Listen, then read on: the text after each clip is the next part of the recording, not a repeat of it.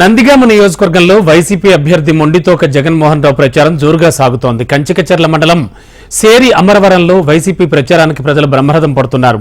YCP అభ్యర్థి జగన్మోహన్ రావుకు గ్రామ గ్రామాన ఘన స్వాగతం పలుకుతున్నారు.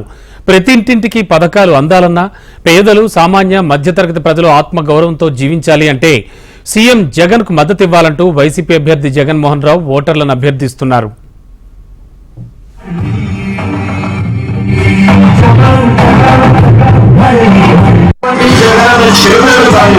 వైఎస్ఆర్ రైతు భరోసా